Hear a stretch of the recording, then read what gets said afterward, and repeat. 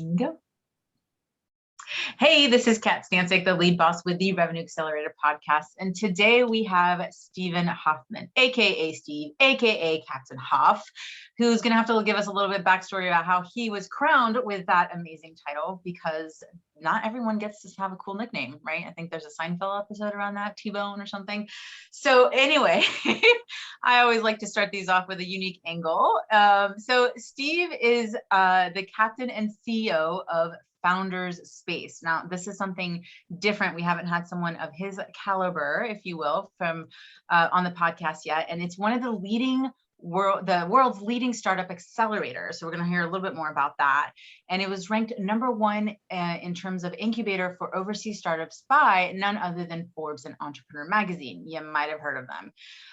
He is also a venture investor, serial entrepreneur, and author of several award-winning books, one in which we are particularly going to speak of and talk about today. Those books include Make Elephants Fly, published by Hachette, Surviving Startups, published by HarperCollins, and The Five Forces, as well as his new book called Surviving a Startup. He was the founder and chairman of the Producers Guild in Silicon Valley chapter, served on the board of governors of the New Media Council, and was a founding member of the Academy of Television's Interactive Media Group. He has an extensive background in the TV space, and I actually want to ask him very specifically about this concept of interactive TV and how that parlays into his business and his current success. So anything that I missed there, Steve, or that you'd like to add? Well, there's plenty more I could add, but I won't. We can dive right into it. Yes. So, how did you get started in this whole entrepreneurial world? Because you, I believe, come from a corporate background and kind of just forged your way and really made a name for yourself in this space.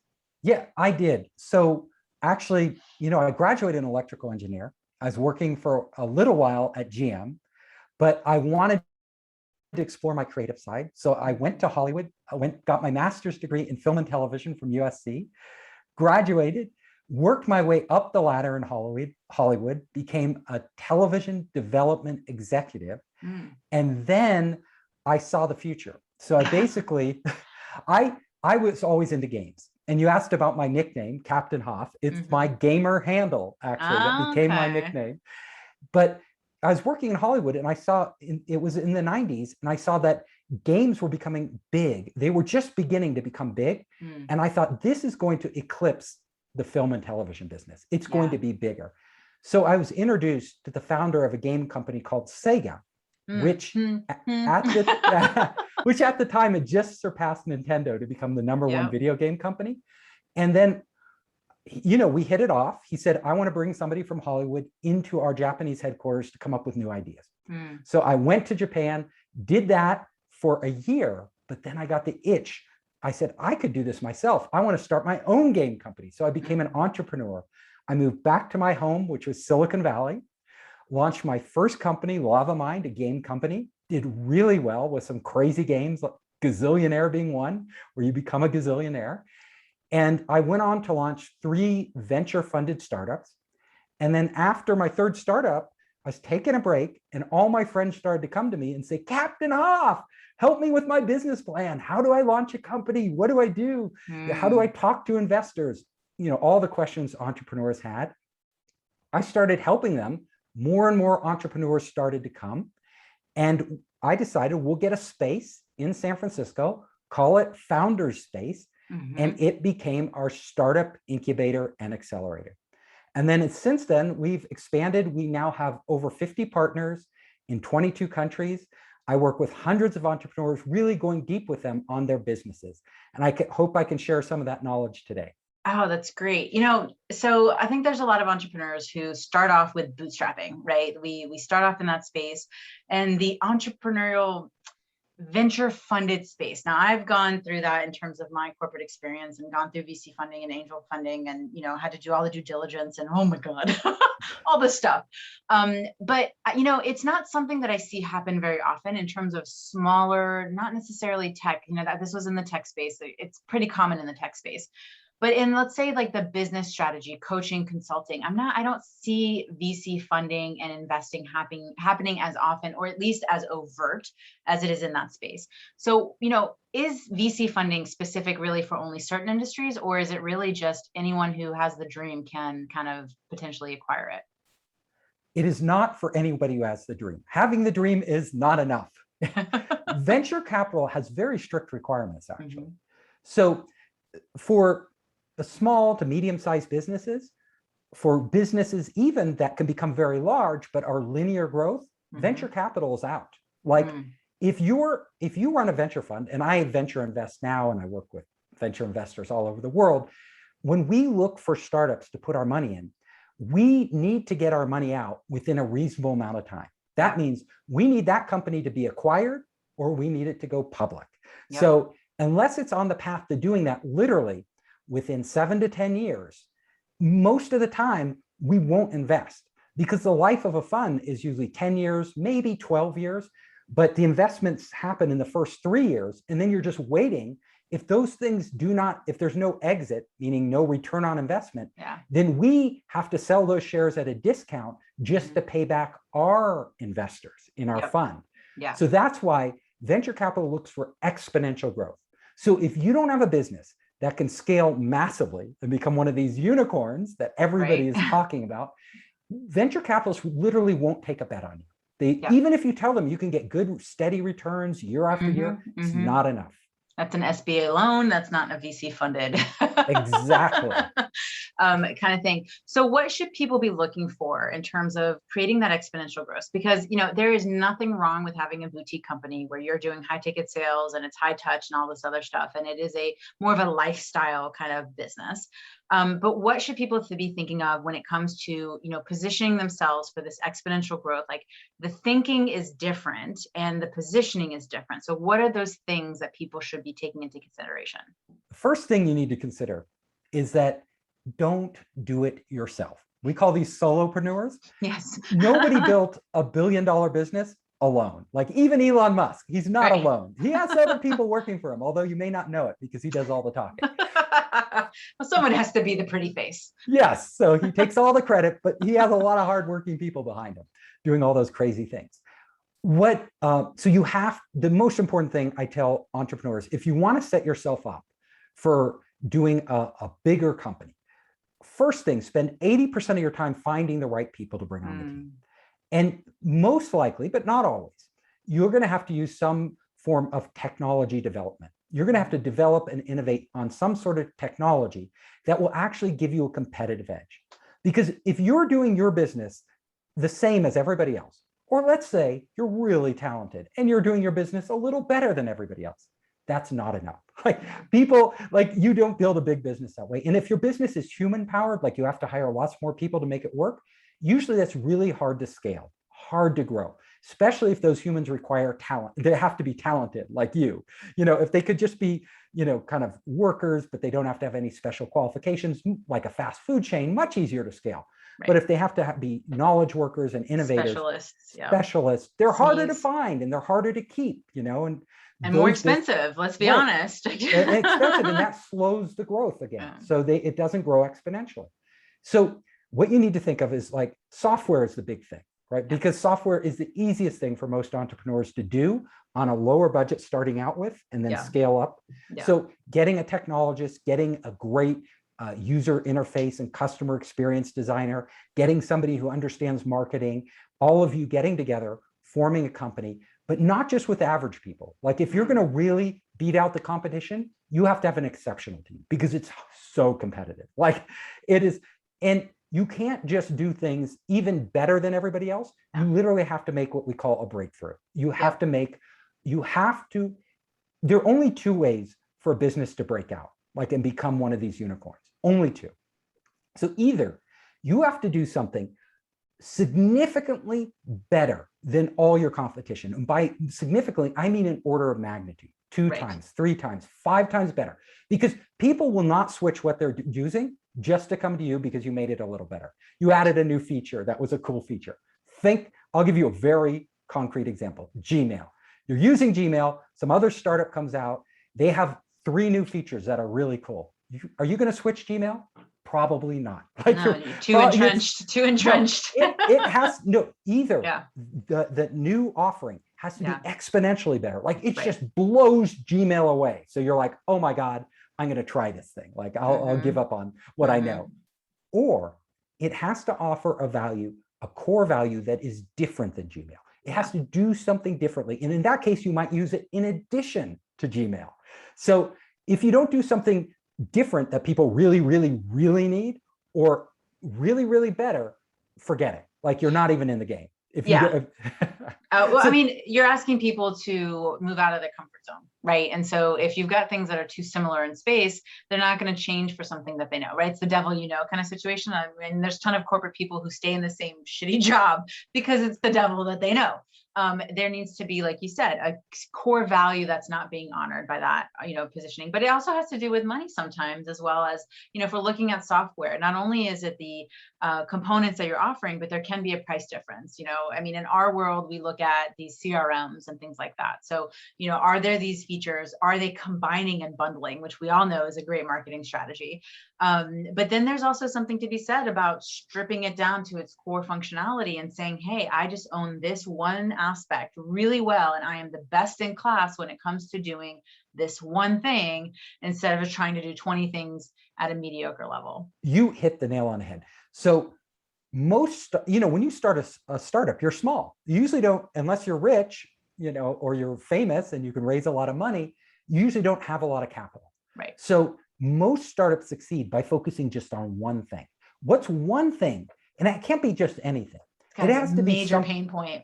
Major pain point, something that's driving your customers crazy. Like they're like, I'll do anything to get this. Like I'll pay money. I'll do whatever it takes. Sign me up. If you they'll pay a premium, right? For something brand new. You're talking about early adopters who are willing to pay the high price point to solve this problem because it's that much of a pain in the butt.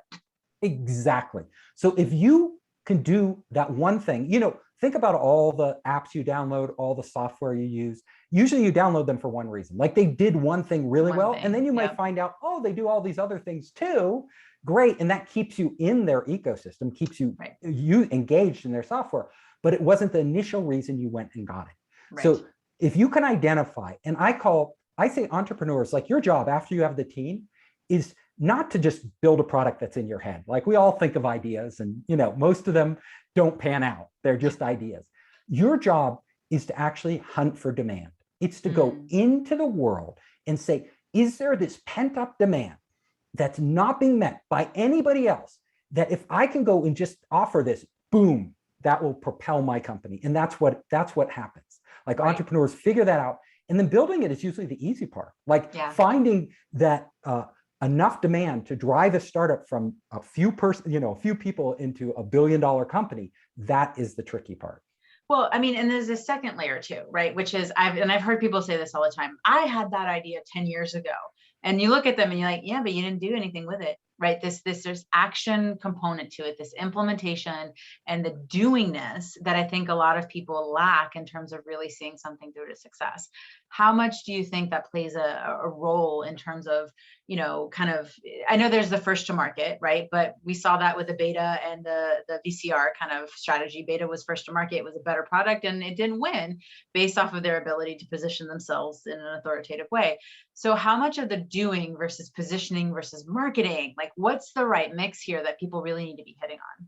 So in the early stages of a company, the most important thing is to dive in first, like do it. Like you can think of all the ideas you Cannonball, like don't try to wade into it. You just got to jump. You just got to jump, but you got to jump intelligently. So first of all, you got to know yourself.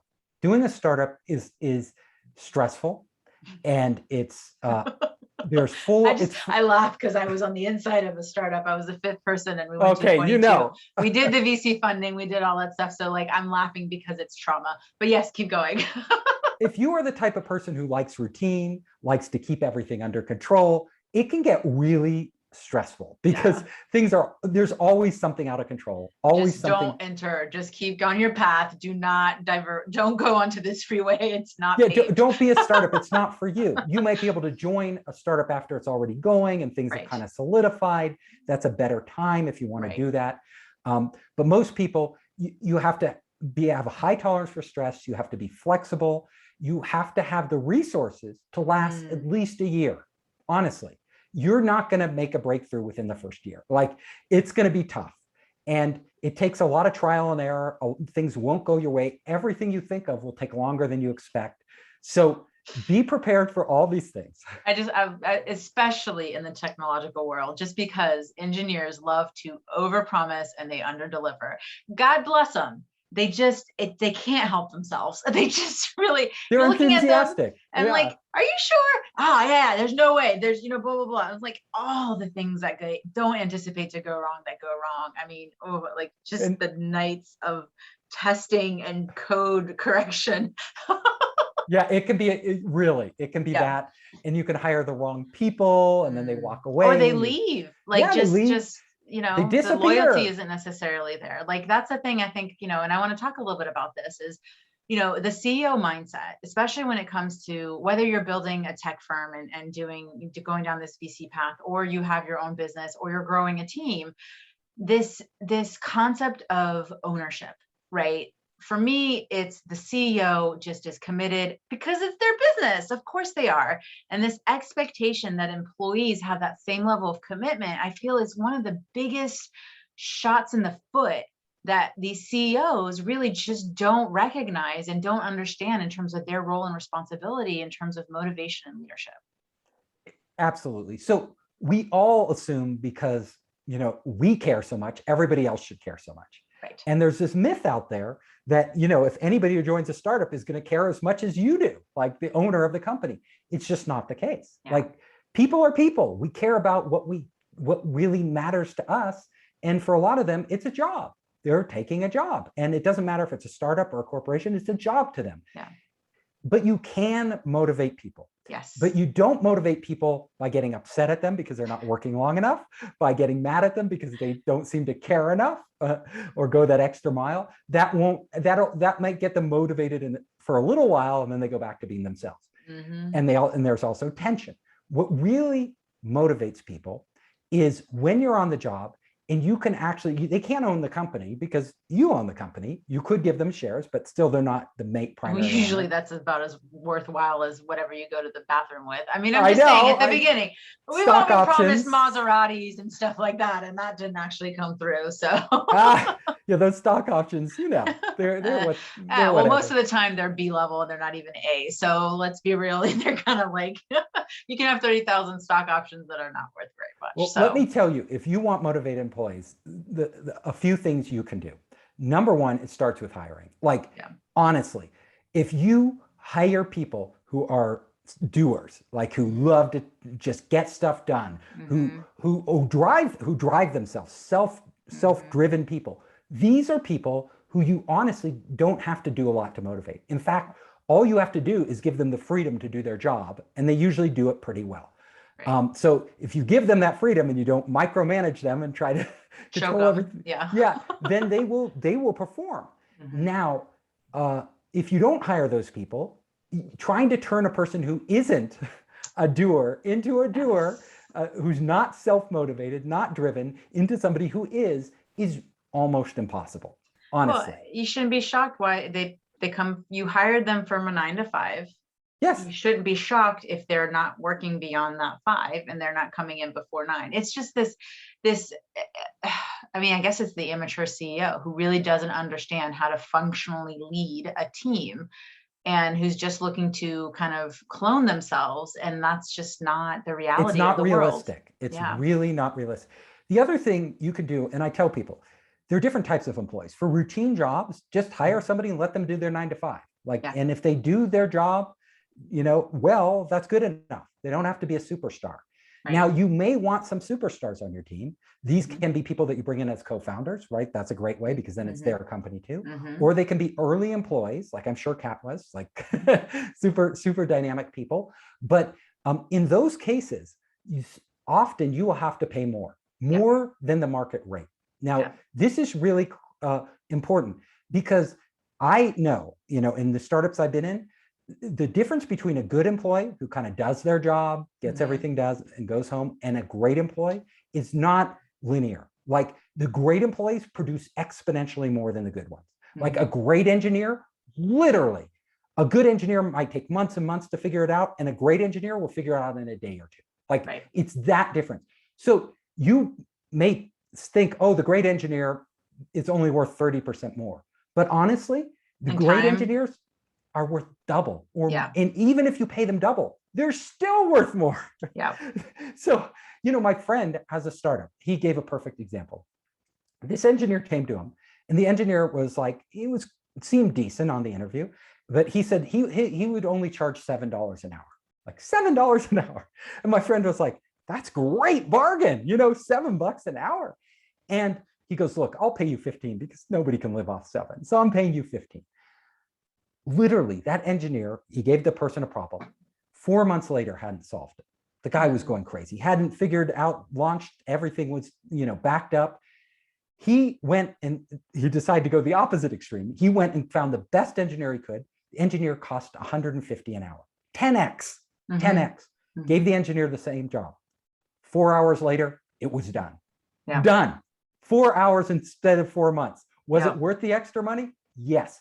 So if you want these amazing performers, don't be cheap. Like you're probably gonna have to pay for it. That's the other thing. So it's all in hiring. You really have to vet these people carefully. You really have to know who you're hiring for what positions. If it's a key, it's what I call a transformative position, a position that will transform your company, like either make or break it, like the lead engineer, right? That's one. The lead marketing person, that's one. These critical people, whether you're hiring them as a contractor or like Kat, right? Or you're hiring them as a full-time, it doesn't matter.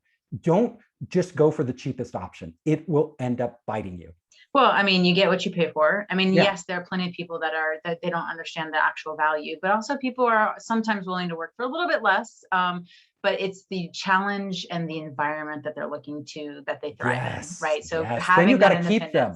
Right, exactly. Once you hire them, you got to figure out how to keep them. I have a rule for that. Yeah. Well, and this is where putting that little bit of strategic effort, like I'm all about creating strategic effort into creating ease. So where do we put some effort in order to create the freedom of time and effort and all this other stuff later on, because we're not trying to cut corners earlier on.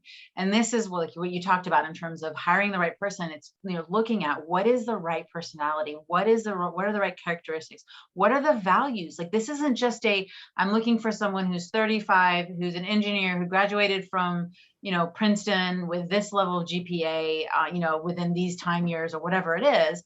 It's really looking at that person's character. What is it that they value? What's involved in their life?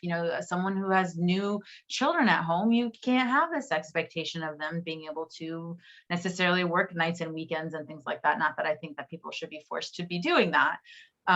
But, really looking at that, which, kind of leads me to a little bit of my next question, which is, what is the right characteristic for a successful CEO? Like, what's that mix that makes someone actually be successful? Because there's a lot of smart people out there and they're not successful. And I see a lot of dumb people who are a hell of a lot more successful than the smart ones. So what's that formula in your opinion? It's true. Sometimes you don't have to be a rocket scientist. You don't have to be a genius to do well at business. Like a lot of people, they're average intelligence, but they just nail it. They figure out something that works and they hammer at it. They figure it out and they go all in on it. And they do a lot better than somebody who's like, might have a PhD in biology, but they just don't get it. The thing that really defines a great leader are a couple things. Number one, first of all, you have to know how to pick and motivate people like that. Everybody else can do different things, but especially the leader of a company, you set the formula. You basically lay the foundation for this building. Standard. Yeah.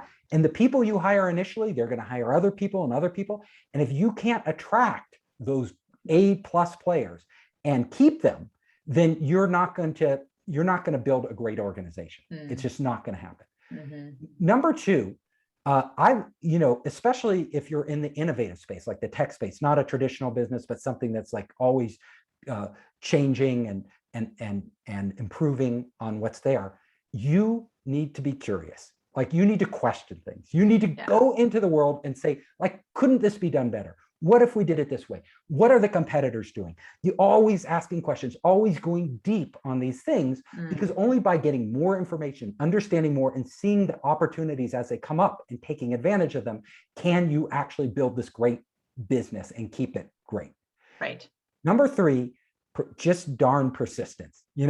Can you stick with it? Mindset, baby. Yeah. Mine.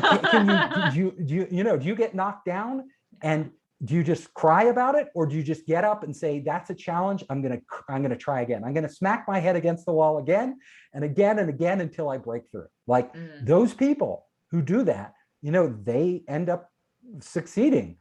So it's this combination of things that are really important. Of course, there are other characteristics too, but some of them can vary. Like you could be really detail oriented and be successful. You can be really just a big picture person and be a successful CEO. They're both types. Yeah. You can, what is another thing that I think CEOs have to, trait that they have to have, is that CEOs always have to be pushing. Like if you really want to build a world-class organization, you cannot be satisfied with where it is now. Now, this is important because first of all, if you got to grow your business, you've got to push. You got to keep pushing the boundaries of what your business does. Number 2, if you just stay in your lane, somebody else is going to be innovating. Your competitors are going to be thinking of new things. At a certain point, they're going to displace you. Like they're going to come in with something so much better, that you just didn't see coming. So that type of person that's pushing yourself and really pushing everybody around you to excel, again, really important. Right. No, absolutely. I mean, and there's a lot in terms of, what you're saying in terms of hiring right, but it's setting the tone in terms of the culture, in terms of how, as a leader of the business, you're setting the tone and the expectation for other people through your actions and how you show up. So words are great, but actions always speak louder. So if you're emailing people at 2:00 in the morning and saying, hey, I don't expect you to be up at 2:00 in the morning responding to emails, well, your actions are saying that if you're doing that, then other people need to mirror that. I'm just saying, we've seen these kind of stories before in terms of having to do cultural shifts and things like that. And it all does start from the top down. But it wouldn't be as much of an overhaul if you just started it from the very beginning, right? Yes. And build up on that positive culture. And I have a rule for really good management. Like there are managers that are just drivers and they can get things just by driving people, right? And setting really high expectations and, people trying to live up to that. They have a lot of charisma. Other people get people to motivate themselves, which is a different, and you can get great performance out of this.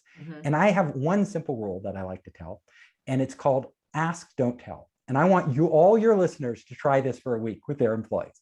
For an entire week, do not tell a single one of your employees what to do. Like, don't go and say, you should do this. No, don't do that. Focus on this. Now, this is what I want you to do, and I want you to do this, and this after that. Don't do that. Like for an entire week, just every time you interact with them, instead of telling them, ask them, what do you think is the priority right now? What do you think you should be doing? How do you think you could do it better? And then listen, are you having any problems? Are there things you need or roadblocks ahead that I could help you with?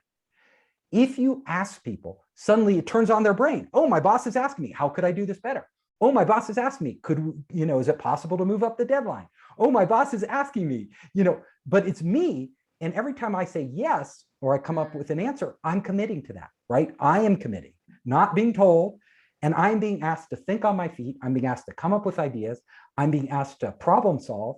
And at the same time, as a boss, as a CEO, by asking these questions, you now are getting information you didn't have. Like you might have not known that 2 employees weren't communicating well. Well, by asking questions, you suddenly figure out, oh, there's a communication gap between them. I can get these people together. We can figure out how to solve this, how to bridge this, make it more efficient. Or the customer, we're not getting certain data from the customer. That's why they're not moving forward. Now that I asked why, I'm getting that. Ask, don't tell, just try it out. I mean, I can't believe you're suggesting an environment that creates engagement and trust between employees and departments and the CEO. I mean, that's just, the problem is that, people get into this flight or fight, right? So this is very reactive state. And it's one of the things I'm actually certified in some of these assessments. where we look at how are people reactive versus creative. So in order to move a business forward, you have to be in a creative state, right? But most times people are operating from this reactive state where there's always putting out these fires and all this other stuff. And part of that has to do with, CEOs and business owners and even founders really just kind of holding too much of a chokehold on their employees, trying to control too much of what's going on, instead of doing the thing that they were intentionally trying to do, which is hiring people for your weaknesses so they can fill in the gaps so that you don't have to do everything. Yet this control component, it's just amazing how self-sabotage kind of shows up and creeps up, which is why we have jobs. So trying to control your employees is a losing battle. It's honestly, you're going to turn them off. You're not going to get better results. You're never in control anyway. So it's all an illusion. Yeah. There's so much of this is very parental, right? Yes. We've all got work wives and just kind of, we got cousins we don't really want to hang out with, but we're related. And there's like brothers and sisters and things like that. But at any given time, when has trying to control someone ever worked out in your favor? Never, right? Whether it's a spouse, a child that rebels, right? It never works out. Right, exactly. So, let's put some scenarios out there in terms of, we've got some CEOs out there who are experiencing, just friction. Let's just leave it at that in their business.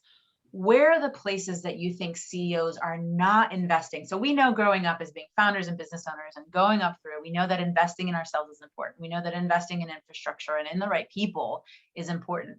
But where are you seeing people not invest where they really should be in their business that could really create potential, huge returns on investment that don't seem really obvious right at face value? This is a good question.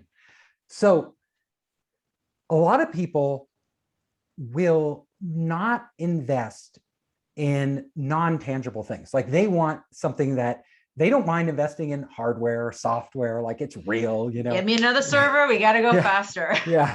They don't mind. They don't mind investing in hiring people, but a lot of them don't invest in getting their employees kind of trained to perform better, like on the job, especially small businesses. Large businesses, big corporations, they'll have budgets set aside. You can do, personal development, things like that. Very few small or even medium-sized businesses, but especially the small ones, really invest anything in their employees, which is a shame.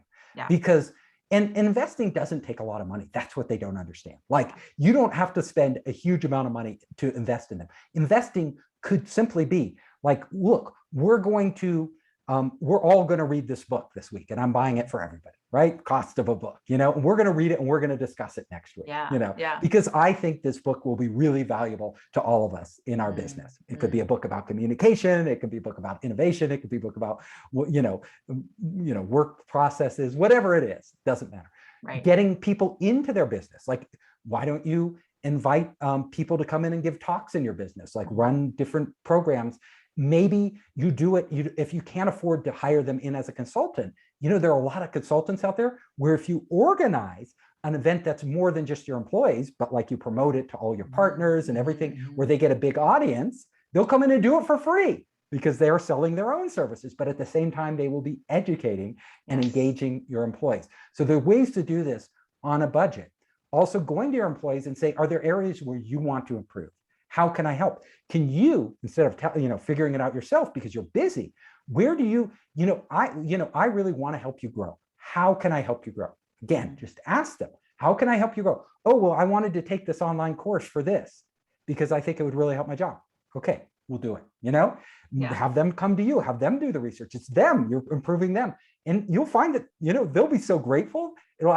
They'll be motivated, but like, this boss really cares about me. This boss. Well, you're reinforcing loyalty, right? So this, especially if you're looking at small businesses and medium-sized businesses, like you said, a lot of them aren't doing this. And so if you can promote that growth, it's so much easier to promote from within, especially when it comes to, industry knowledge and just within the company knowledge in terms of all that. And we know the cost of, transitions and churn and all that stuff is exponentially more than what that person's salary is going to be, especially when it comes to onboarding. And I really appreciate you kind of sharing that thought, because I think that this is somewhere that a lot of CEOs, they're not thinking. I mean, there's just this short-sightedness in terms of what growth can really look like, and not really looking at what are the real assets. They're beyond the physical ones that I have, even just the employee in terms of human form, but their knowledge. The other thing I'd look at is, how are people actually capturing that knowledge? Because I think those processes and procedures are places that people really they just don't understand the value of what they really have in terms of institutional knowledge in those employees' heads, that just conceptually they don't get until that person's gone. Yeah, and CEOs are often short-sighted. They don't understand how much turnover really costs them. Oh my God. It's not just, it's a huge cost to your business. It's a big setback, especially the smaller the business is. If you it's why headhunters can charge 30% of that person's salary, because it's the time and effort to find that person. Right, but it's also a big disruption. Yeah. So if you're a 10-person company and one person leaves that is critical to that business, that's like 10% of your workforce just left. You could imagine if 10% of Microsoft's workforce left in one day, it would be catastrophic. And for your small business, though, it could be catastrophic to have just one person leave, because that's 10%. How do you keep that person there? And we know that most people don't, it's not the money. Like, they need to feel that, first of all, that they're appreciated on the job, that this job, especially the current wave of people that are entering the workforce or are currently in the workforce as baby boomers are exiting, right? And we have more of the millennial, zillennial, and they really feel entitled. They really feel they have high expectations. But I think that's, another area in terms of, the CEOs, they might invest in terms of their mindset, in terms of, their personal growth and things like that. But I don't, necessarily always see people really understanding, the dynamics of teams effectively, right? So they look to their VPs and they look to their hierarchy for them to function, but there's, the buck stops with you, and there is this lack of ownership in terms of, call it, narcissism sometimes, in terms of like, hey, this is not my problem. All starts with you. What would be your advice with people who are currently, experiencing maybe difficulties in their business? They're not sure what to do next. They're not hitting the numbers like they want to. The consistency and the predictability either was there and isn't right now, especially with everything that's been going on in terms of the political and the health environment across the globe. What would be your advice right now to CEOs who are looking to scale and looking to expand their current foothold in the marketplace? Okay, I have advice, and I write about this in my book, Surviving a Startup, because most startups have these problems, and if you're going to survive, you need to figure them out. Right. So my first answer is, if things aren't going well for you, your business, like you're struggling, you can do all the things we talked about with employees, but at the end of the day, it might not be them, right? It might be the business itself. When your business hits a wall, I always say the answers lie in one place. They lie. What you have to do, that one place is the customer. You have to go and re-engage your customer. The reason you might not be getting as many clients or customers into your business, the reason your revenue may be dipping, well, the world is a competitive place. People's needs change over time. Maybe your old strategy isn't working any longer, but the answers are in your customer. So if you want to innovate on your business, you want to increase your revenue, you want to figure out new ways of adding value, which is really your job, right? Yeah. Your job is to bring value to your customer. You need to continually engage that customer. And that means not just servicing what you already told them that you would do, but going to them again and asking them, where are you struggling right now? What processes do you want improved? What could we do better? What could we give you? How can we help you in ways that we aren't? And your customer, they may not tell you like exactly what, but you can infer from like they might say, well, I have this headache. We can't really figure this out. We're not. Then that might start to give you ideas. We could actually step in there and do that for them.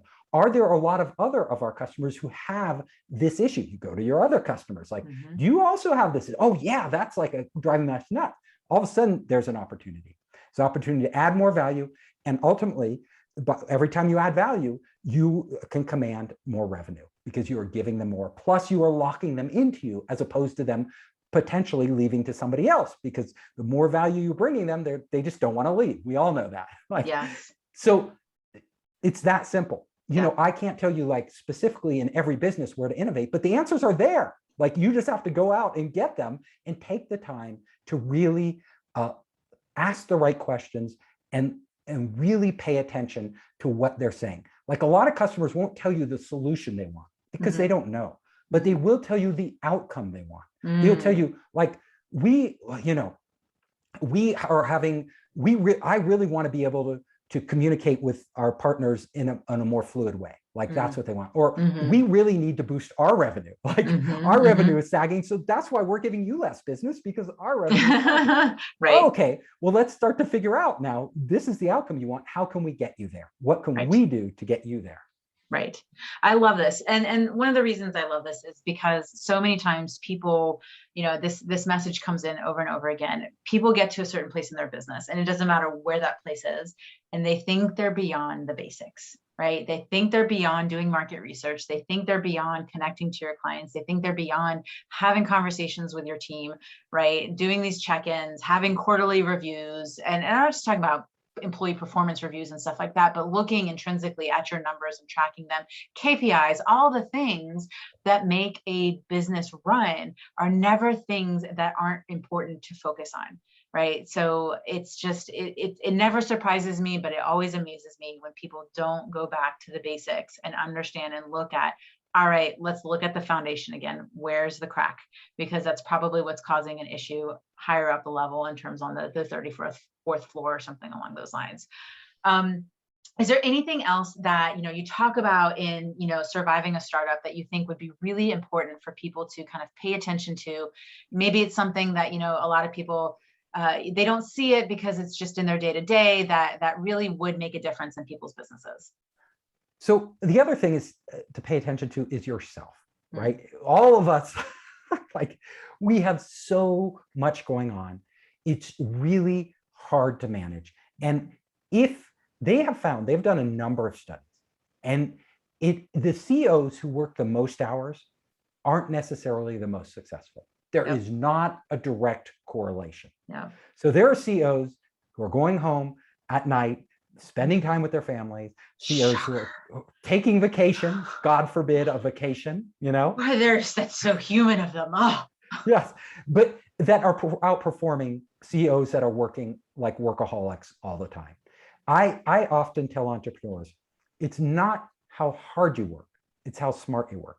And by this, I mean, you can work as hard as you want, like endless hours, slave drive your employees, do like everything, cut costs.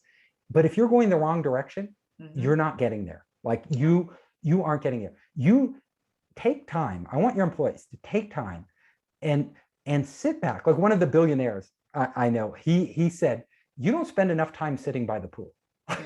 Like, and this guy's a billionaire. When you detach, you get your best ideas. I mean, like someone asked me that the other day, is how do you connect more? I said, you got to disconnect in order to connect. Yes, you have to disconnect. So, you need to take breaks in your day, throughout the day, to just like clear your mind. What are my priorities now? Let me rethink. Am I really focused on the priorities, or did I get on a tangent?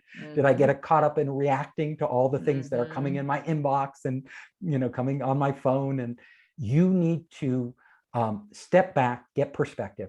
This also, and take care of yourself and your body, because if you are kind of frazzled in a wreck, you're not going to be a great manager anyway. Like, you aren't going to communicate well to your employees. There are going to be a lot of mess ups. They aren't going to really be able to relate to you because you're all, you're stressed out and there they go again. and potentially not a happy, not a good boss. So these seem like small things, and they seem like things you should know, that we all know, but that we often don't do. We simply don't do them. The basics. Yes. Just being human. Exactly. I love that. Steve, you shared some amazing things today with us. I know that there's so much more in terms of the depths of your knowledge and your advice and the direction that you can give people. How can people learn more about what you do, and, any additional resources that you'd love to share? Sure. If you want to reach me, super simple, founderspace.com. Just come to Founderspace. We have, tons of material there, an online startup program, online innovation program, my books, lots of free material for you. But I want to give you something really special for your audience. When you come to Founderspace, we have a free gift for you. It's called the 10 Commandments of Raising Venture Capital. So even if you aren't raising money, it's a video, right? It'll take you through all 10 steps. It's of me, like I'm going through all the basics. So just go to founderspace/10, TEN, and you can get there. Also, if you want to reach out to me personally, I'm on all the social networks like LinkedIn, just search for Founderspace. Perfect. Yes. And I will say that Steve is absolutely extremely responsive and very engaging when it comes to not only being generous with his time, but in terms of his advice that actually is worth its salt. Anything else that you, and those links will definitely be in the show notes for you guys. Anything else that you would love to, leave our listeners with? So I just want to leave them with one piece of advice, and that is really try to enjoy your job. Like, do what you can to enjoy it, because, at the end of the day, all those problems you have, all those things you think are just like so important, a year from now, you won't remember 98% of them. Like all the problems so whenever you have one of those problems that you're just like, oh my God, and you're starting to freak out, will I even remember this a year from now? The answer is probably not. Will you care about it a year from now? Absolutely not. Exactly. Perfect. Thank you so much for making the time to spend with us today. I really appreciate it. Thank you, Kat.